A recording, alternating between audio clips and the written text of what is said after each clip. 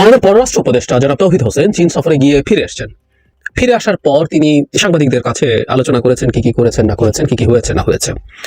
আমরা এই ব্যাপারটা দিয়ে একটু মনোযোগ দিতে চাই এবং বাংলাদেশ যখন চীনের সাথে তার এই ধরনের সফর করা হচ্ছে এবং তার অনিবার্য প্রতিক্রিয়া ভারতে হবে, এটা আমরা ধরে নিতেই পারি। কেমন প্রতিক্রিয়া হয়েছে এবং তার পরবর্তীতে এটা নিয়ে ভারত কি করতে পারে সেই আলাপগুলো একটু করতে চাই। আমাদের পররাষ্ট্র উপদেষ্টা চায়নাতে গেছেন, গিয়ে তিনি তার কাউন্টারপার্ট ওয়াং ই, আমরা চিনি ভদ্রলোককে, দীর্ঘদিন তিনি আগে এক দফা প্রায় 8-10 বছর চায়নার পররাষ্ট্রমন্ত্রী ছিলেন, মাঝে কিছুদিন ছিলেন না, এখন আবার হয়েছেন এবং অত্যন্ত পাওয়ারফুল মানুষ। ওয়াং ইকে আমরা বহু সময় বহু ক্ষেত্রে মানে ইভেন শি জিনপিং এর সবচেয়ে কাছের মানুষ এবং তার পাওয়ারের দিক থেকে তার খুব কাছাকাছি, শুধু না তার খুব ক্লোজ মানুষ, এই ধরনের মানুষ হিসেবে আমরা চিনি তাকে। তো তার সাথে বৈঠক হয়েছে এবং আরো বেশ কিছু বৈঠক আমাদের পররাষ্ট্র উপদেষ্টা করেছেন এবং খুব স্বাভাবিকভাবেই সেগুলো নিয়ে চায়নার বিভিন্ন পত্রপত্রিকা, যদি বলি পিপলস ডেইলি, গ্লোবাল টাইমস, প্রত্যেকে এগুলো নিয়ে ভালো কাভারেজ দিয়েছে এবং খুব গুরুত্বপূর্ণ আলোচনা হয়েছে, এভাবেই তারা এটাকে গুরুত্ব দিয়ে প্রকাশ করেছে। আমাদের পররাষ্ট্র উপদেষ্টা আজকে গতকাল একটা ব্রিফিং করেছেন, সেই ব্রিফিং এ তিনি আসলে জানিয়েছেন মোটামুটি কোন ইস্যুগুলো নিয়ে কথা। আমি আবারও বলি, বাংলাদেশের সাথে চায়নার কোন ইস্যুগুলো নিয়ে কথা হয়েছে, কোন ইস্যুগুলো হবে, এর চাইতে এটা অনেক বড় একটা সিম্বলিক ভ্যালু আছে। এই সিম্বলিক ভ্যালুটাই আসলে দিনের শেষে আমাদের ডিপ্লোম্যাটিকলি ইম্পর্টেন্ট ইস্যু। কি কি হয়েছে?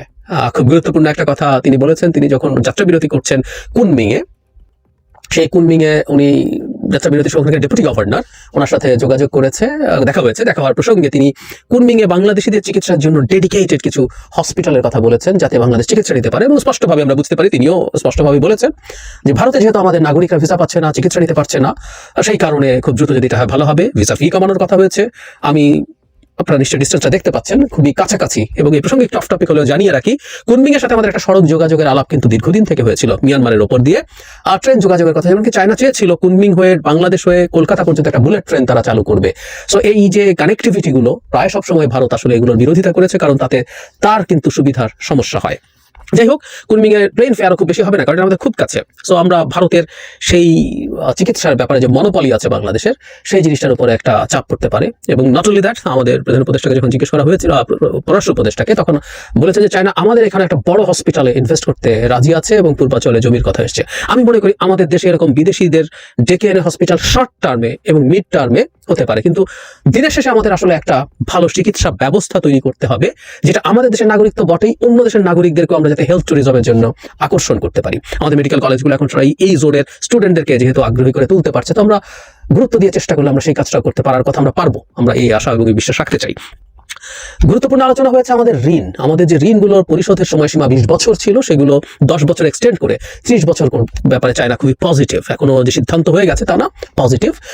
Not only that, Bangladesh interest rate নিয়ে আলাপ করেছে। যদিও পররাষ্ট্র উপদেষ্টা তার ব্রিফিংয়ে বলেছেন যে আমাদের চায়নার সাথে যে লোন অ্যাগ্রিমেন্টগুলো আছে সেগুলোর ইন্টারেস্ট রেট খুব বেশি হাই না, কিন্তু তারপরও বাংলাদেশ এটাকে আরো কমিয়ে আনার আহ্বান জানিয়েছেন, সার্ভিস চার্জ সহ অন্যান্য সবকিছু মিলে, যাতে আমাদের জন্য লেস এক্সপেন্সিভ হয়ে ওঠে লোনগুলো। এগুলো এক্সিস্টিং লোন, ভবিষ্যতের কথা বলছি না, এগুলো হবে কিনা আমি আসছি একটু পরে। সো সেটা এসছে। আর আলোচনা হলো মূলত ব্রহ্মপুত্রের উপরে ড্যাম নিয়ে। বাংলাদেশ অংশে খেয়াল রাখবে, ডেটা শেয়ার করবে, এটা আসলে একটা টেনশনের ব্যাপার, কোনো সন্দেহ নেই। ভারত মানে ব্রহ্মপুত্রের উপরে যদি হয়, মানে আমাদের সুইট ওয়াটারের প্রায় 80% আসলে ব্রহ্মপুত্র যে নদী সেটা দিয়ে আসে, যমুনা হয়ে, যেটা আমরা দেখি। এটার উপরে ড্যাম যদি হয়, মানে আমরা সবগুলোকে কমনলি বাঁধ বলি, কিন্তু যদি ড্যাম হয়, যেখানে আপনি বাঁধ দিয়ে একটা রিজার্ভার তৈরি করছেন, তারপর জলবিদ্যুৎ তৈরি হচ্ছে, তখন জলবিদ্যুৎ তৈরি করতে হলে ওই পানি ছেড়ে দিতেই হয়। সুতরাং যেটা হয়, ড্যাম যখন তৈরি হয় তখন একটা রিজার্ভার তৈরি হয়, একটা বিরাট জলাশয় তৈরি হয়। সেই জলাশয় তৈরির সময়টাতে নদীর প্রবাহ কমে যায়, কিন্তু যখনই এটা পূর্ণ হয় কয়েক বছরের মধ্যে, তারপর যখন বিদ্যুৎ উৎপাদন হয়, সেই পানি আবার চলে আসে। সেটা যদি ড্যাম হয়ে থাকে তাহলে খুব বড় সমস্যা হবে না, কিছু বছর সমস্যা হবে। কিন্তু এটা যদি ব্যারাজ হয়, যেখানে পানিকে আসলে ডাইভার্ট করা হয়, যেমন আমরা তিস্তা ব্যারাজ বলছি, আমরা ফারাক্কা ব্যারাজ বলছি, আমরা কমন ভাষায় বাঁধ বলি, এগুলো আসলে একটাও মানে বাঁধ বটে, বাংলা যেহেতু অন্য শব্দ নেই, এগুলো কোনো ড্যাম না, এগুলো প্রত্যেকটা আসলে ব্যারাজ। এগুলো মানে আমাদের তিস্তার উজানে যেটা আছে গজলডোবা, এটাও কিন্তু আসলে ব্যারাজ, ওখান থেকে পানি ডাইভার্ট করে নেওয়া হয়, ওখানে দিয়ে অন্যদিকে পানি নিয়ে যাওয়া হয়। সো আমরা জানি না ব্রহ্মপুত্রতে আসলে কি হচ্ছে। তারা জলবিদ্যুৎ উৎপাদন করবেন, কিন্তু সেই ড্যামের পর আরো কোনো ব্যারাজ আছে কিনা সাথে, যেখানে তারা পানি নিয়ে যেতে চাইবেন। ফলে এটা আমাদের জন্য একটা অ্যালার্মিং ব্যাপার। আমাদের উপদেষ্টা বলেছেন যে তারা এই রিলেটেড ডেটা বাংলাদেশের সাথে তারা শেয়ার করবেন। মজার ব্যাপার হচ্ছে এই যে আমাদের পররাষ্ট্র উপদেষ্টা গেলেন, এটা নিয়ে এরপর বিভিন্ন রকম নিউজ ভারতের প্রিন্টেড মিডিয়াগুলোতে, অনলাইন পোর্টালগুলোতে, টিভিতে নানান কিছু, মানে এটা নিয়ে খুবই কনসার্ন তারা। এবং বাংলাদেশ, পাকিস্তান এবং চায়নার একটা নেক্সাস তৈরি হচ্ছে কিনা আবার, যেটা ভারতের স্ট্র্যাটেজিক ইন্টারেস্টকে নষ্ট করবে। এর মধ্যে আমি এনডিটিভিতে দেখলাম যে তারা পাকিস্তানের আইএসআই চিফ নাকি বাংলাদেশে এসেছিল। আমরা নিশ্চয়ই খেয়াল করেছি যে আমাদের আমাদের প্রেস উইং, যেটা আমাদের প্রধান উপদেষ্টা, সেখান থেকে এটাকে অস্বীকার করা হয়েছে। কিন্তু আমাদের একটা হাই পাওয়ারফুল ডেলিগেট তো গিয়েছিল, আমি এটা নিয়ে কথা বলেছি। আমাদের একজন লেফটেন্যান্ট জেনারেলের নেতৃত্বে একটা প্রতিনিধি দল, তারা পাকিস্তান থেকে আরো সমরাস্ত্র কেনা, এমনকি ফাইটার কেনা নিয়েও আলাপ করেছেন। ফলে তারা স্বাভাবিকভাবে, যেটা হচ্ছে এদিকে পাকিস্তান এদিকে চায়না সব মিলে এখন ভারতের ব্যাপারে তারা একটা নেক্সাস তৈরি করে বাংলাদেশে বসে আবারও ভারতের বিভিন্ন জায়গায় অস্থিরতা সৃষ্টির পায় তারা করছে। এই ধরনের আলাপ তারা করছে।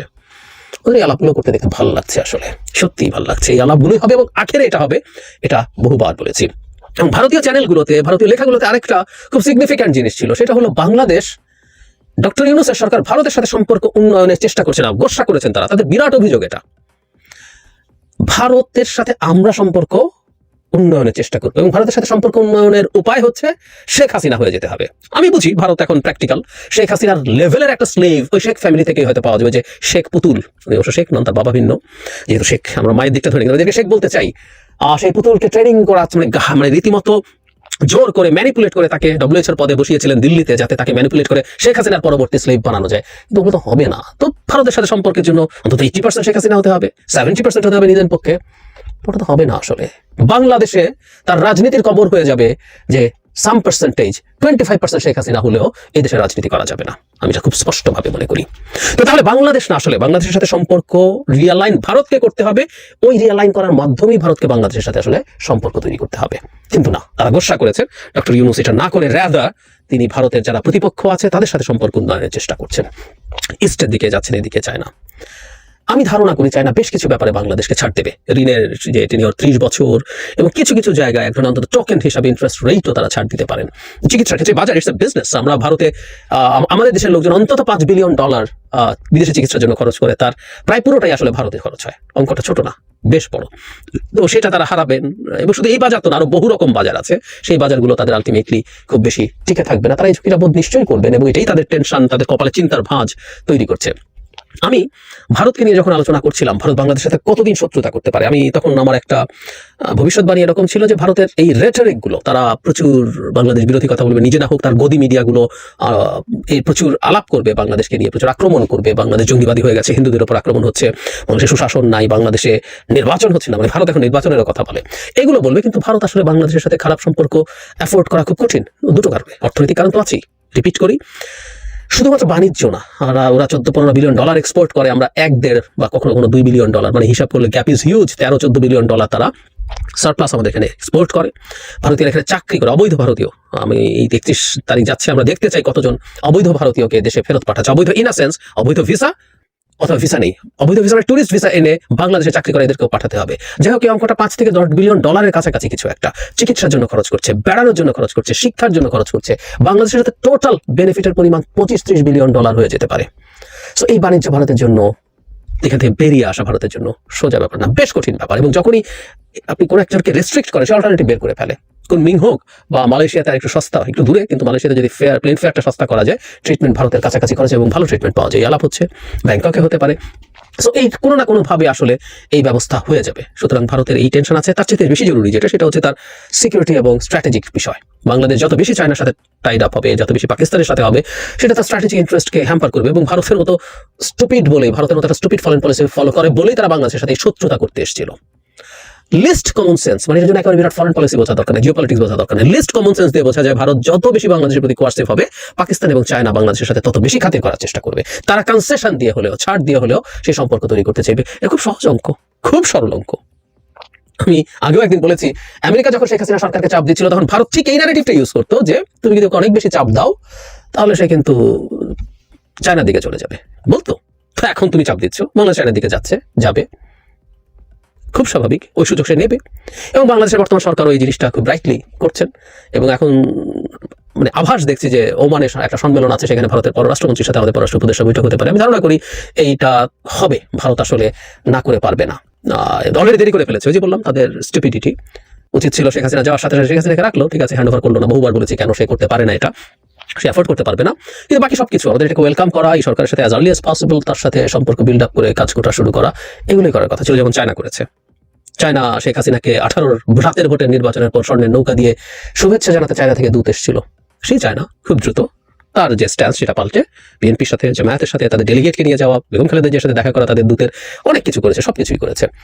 ভারতের তাই করা উচিত ছিল, সেটা না করে তারা অলরেডি দেরি করে ফেলেছে এবং তাদেরকে এখন এটার মূল্য দিতে হবে। তো এবং এই প্রেক্ষাপটে আমি মনে করি, বহুবার বলেছি, আবারও বলি, বাংলাদেশের উচিত হলো পাকিস্তান এবং চায়নার সাথে সম্পর্ক মেনটেইন করা। এটা ভারতের চাপ পড়ে ভারত আমার সাথে সম্পর্ক নর্মালাইজ করতে চাইবে, সেটা সেকেন্ডারি উদ্দেশ্য। প্রধান উদ্দেশ্য হচ্ছে বাংলাদেশ তার ফরেন পলিসির সভরেন্টি আছে, এটা ভারতকে মেসেজ দিতে হবে। তোমার সাথে আমি ভালো সম্পর্ক চাই, কিন্তু যেখানে যেখানে চায়নার সাথে, যেখানে যেখানে পাকিস্তানের সাথে আমার সম্পর্ক থাকা ভালো, সেটা শুধুমাত্র মানে আমাদের ওই নিত্য ব্যবহার্য পণ্য টন্যের বিষয় না, আমাদের সামরিক হার্ডওয়্যার থেকে শুরু করে যে কোনো কিছুতেই আমি যেন ইন্ডিপেন্ডেন্টলি ডিসিশন নিতে পারি, সেই এবং আমি নেব ভবিষ্যতে, এই বার্তাটা ভারতকে দিয়ে দেওয়া দরকার আছে। ভারতকে আমাদের সাথে নিজে থেকেই সম্পর্ক উন্নয়ন করতে আসতে হবে।